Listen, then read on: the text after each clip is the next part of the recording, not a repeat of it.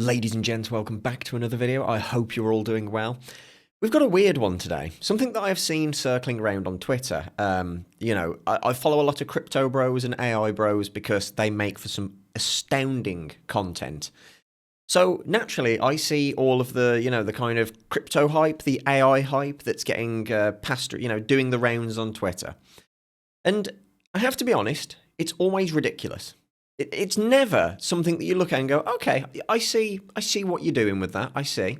And in this case, it's no different. The Humane AI Pin makes its debut on the runway at Paris Fashion Week.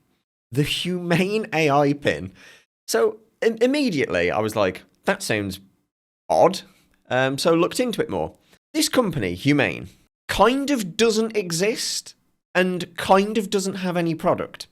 Go to their homepage. Their AI pin is their first and only product that they haven't released yet, and it seems that there is almost no information known about it. So, looking into this, I was a bit confused. Because yes, this is Naomi Campbell wearing the AI pin at Fashion Week, but that's all that happened, it was worn. Now, the keen-eyed amongst you may be looking at that and going, that just looks like an Apple Watch, but they've blacked out the screen. And you'd be completely right, that's essentially exactly what it is. So, looking through their website, there is actually no information, like at all.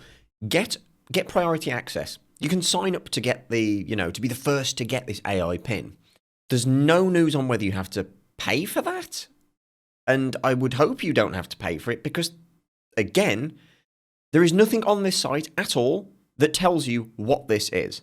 But yet, every kind of hustle bro and AI bro is touting this as the future, and it's fantastic, and we should all be really excited. It's a groundbreaking, game-changing product. But they don't know what it is. They just hear the word AI, and that's it, full steam ahead. So I've done some digging, and I found out that there was actually a TED Talk. And by the way, I should clarify, articles are just eating this up. It's the big thing. They're jumping on the fact that it's an AI product, and it's going to get clicks, right? But even they themselves can't tell you what this is. It's just AI connected. It's seamless and integrates you into the world better.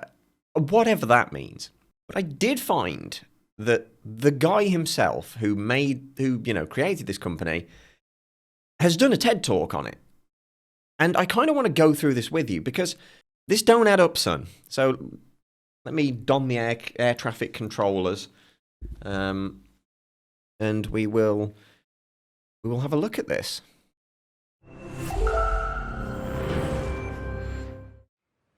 I spent 22 incredible years at Apple helping to design...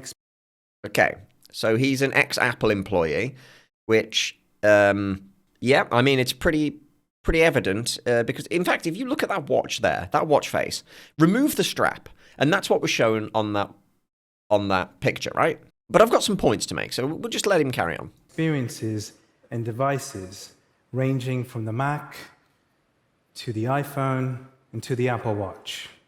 And as the power of compute increased, the size of our computers or our devices decreased. The desktop paved the way for extraordinary interconnection. Yeah, I mean, this is true. What he's saying is completely true. As compute power gets higher, the size of the device gets smaller. But there's a problem, right? And people keep saying, oh, how can we make it even smaller than it currently is? I mean, we've got phones that, this is a fairly big phone by all standards, but it's a decent size, right? Now, people keep saying, oh, how can we make things smaller? And then they move on to, like, smartwatches, right? And that's cool. What we are now realizing with shrinking technology is we're actually running out of usable size. We've now reached the point of, how do we make something smaller while keeping all the functionality and usability, such as screen space, right? I need that screen space to go through my emails. I can't go through my emails on my watch. I can, but I am not going to respond to an email on my watch. I'm going to get my phone out and send an email off there because it's just more usable. So there's a lot of companies since the smartwatch revolution that have come out and said, how can we do this but even smaller? Not realizing that day-to-day activities are rarely done on the watch, if at all. People use it as a way to look at, not to do. But this company seems to think they have solved that with not having a screen and having AI instead, sort of. We'll get to that. Let's continue. In this, but it was stuck to your desk. The laptop provided portability, but you still had to be sitting down to use it. And the smartphone evolved us into the modern connected humans we are, providing millions the ability to access the internet from our pockets. And the smartwatch was a window to that phone, a companion device with a whole host of health insights, all shrunk down to your wrist. But what comes next? There is something to point out here and to touch on. So he's talking about how a watch is like a window into your phone. And that's true. Something that I've seen people ask a lot about is, oh, why don't they just make a smartwatch that doesn't require you to connect to your phone? And a lot of people just straight up don't realize this. Okay? It really shocked me how many people just don't know that the computing, the kind of processing is 90% done on your phone. And then the information is transmitted via Bluetooth from your phone to your watch. Your watch is essentially, as he says, a window into your phone. Your phone's doing most of the computing, and your watch is just watching what your phone is doing and displaying it to you. So it's interesting because I think the more people that realize that, the more people would realize that this is a really bad idea to try and do this, or like a kind of insurmountable task for the benefits you'll get, of shrinking all this down into a watch. But this guy wants to go one further. He doesn't just want a standalone watch with all the compute power of a phone. He wants this tiny little strip, like a lapel clip almost, that does all of that and has an AI model built into it, which I'm just going to say this now, an AI model would not run on this device. Not standalone. It would have to connect to the internet or connect to your phone and like bridge again to be able... Unless they're pulling some sort of wording wizardry and it's different, we'll find out. Some believe AR/VR glasses like these are the answer, but they merely move the screens we already have in our lives today to being just millimeters away from our eyeballs, a further barrier between you and the world. And the future is not on your face. In fact, in 2017, the legendary tech journalist Walt Mossberg wrote in his final column that he felt that soon, one day, technology would become invisible and that the computer would disappear. And we agree.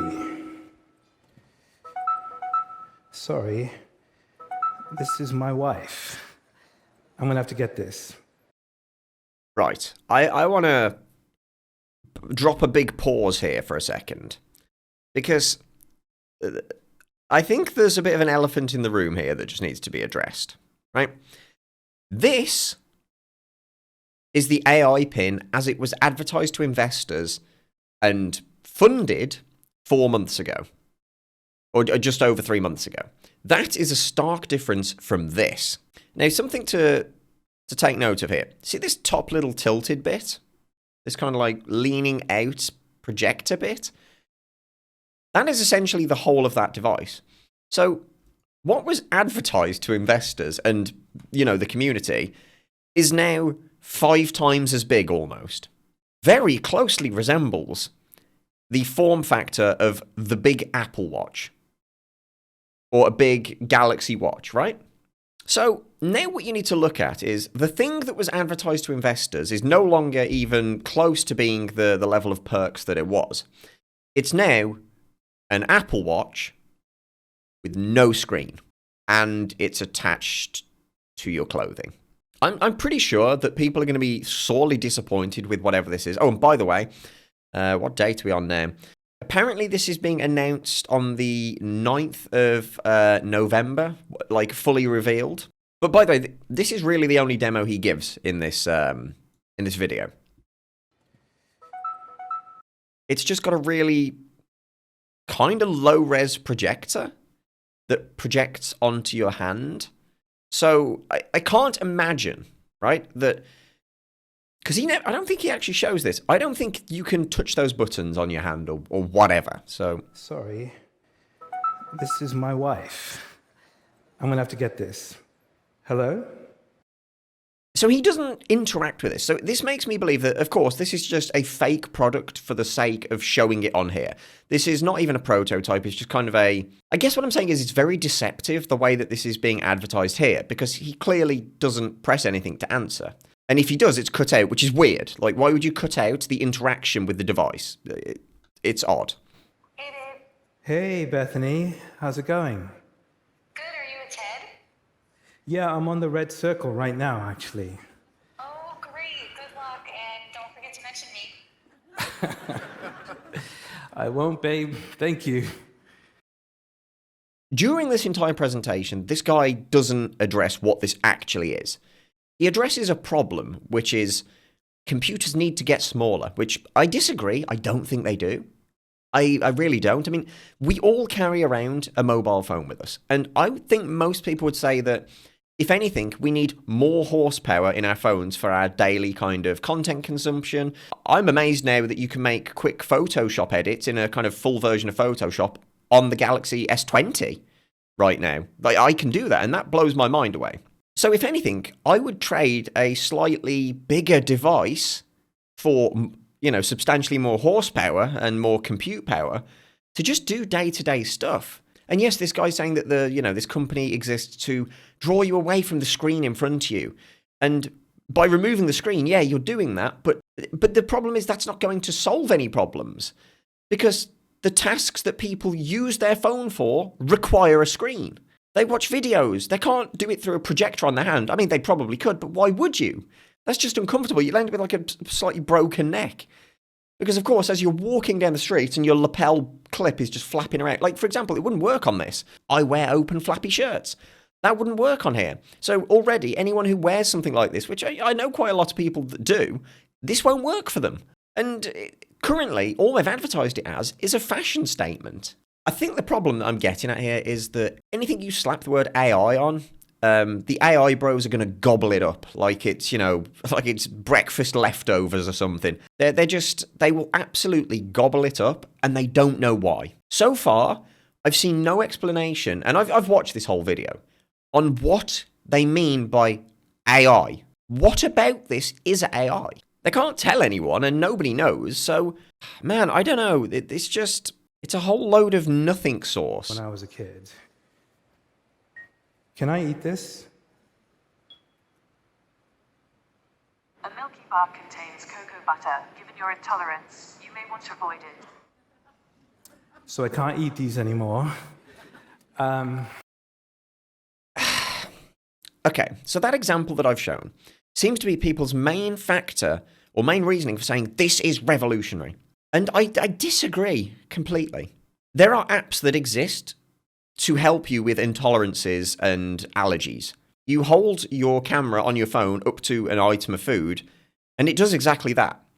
That is just running an app that already exists. Sure, have they reskinned it? Yeah.